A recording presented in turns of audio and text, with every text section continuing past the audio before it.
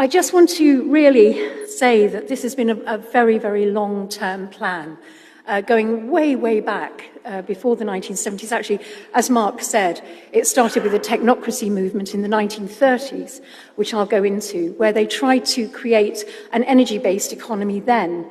But it didn't quite work. They hadn't got the technology, and it all kind of fell apart when the Second World War happened. So it really, I'm focusing on Agenda 21 at the Earth Summit in Rio de Janeiro in 1992. Now, as Mark said, everything seemed to be sort of quite fun in the 60s, 70s, 80s.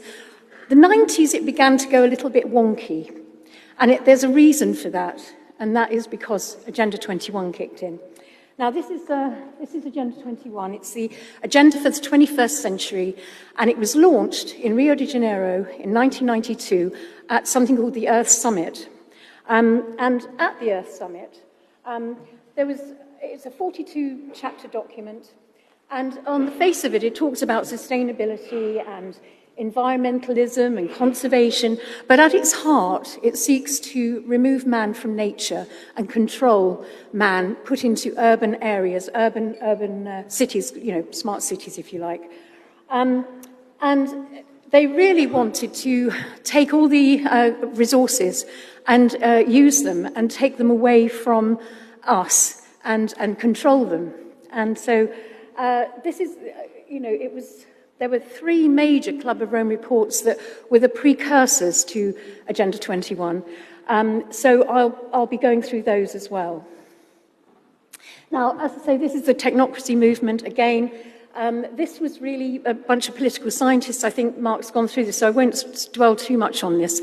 But it was really a group, mainly from Columbia University. They got together and they decided to, they were fed up. It was after the Depression. They decided to create a new economy, and that would be an energy-based economy as opposed to a price-based economy, because they were fed up with politicians and bankers, and it's very similar to the way we are now.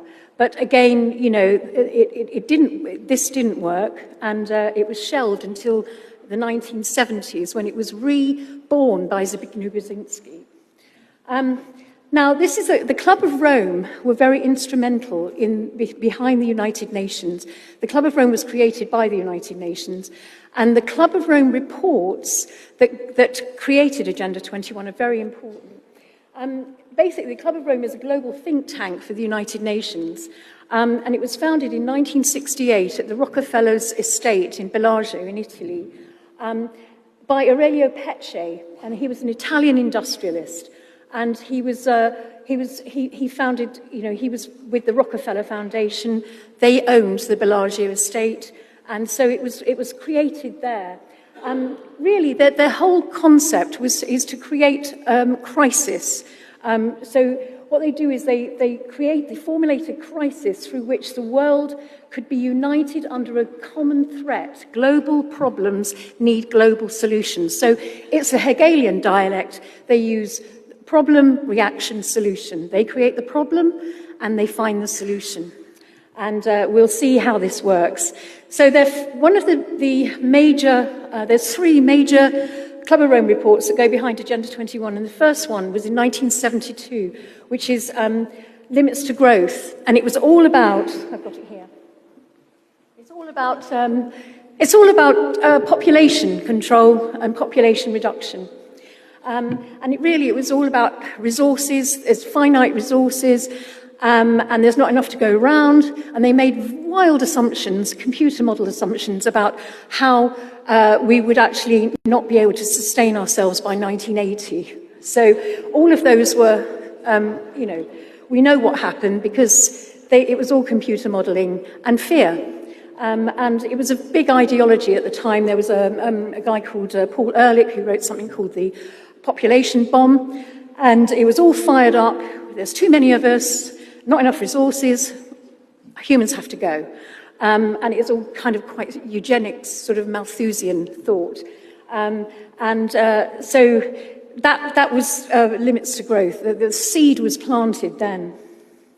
And then we have, if you look at the way they created all these habitat conferences in the 1970s, Land, because of its unique nature and the crucial role it plays in human settlements, cannot be treated as an ordinary asset controlled by individuals and subject to the pressures and inefficiencies of the market.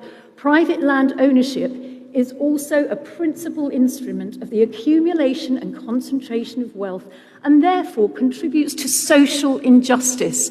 Now, this is where the whole kind of communitarian fusion between capitalism and communism really kicked in at this time, because private ownership had to be held in the collective. This was the idea.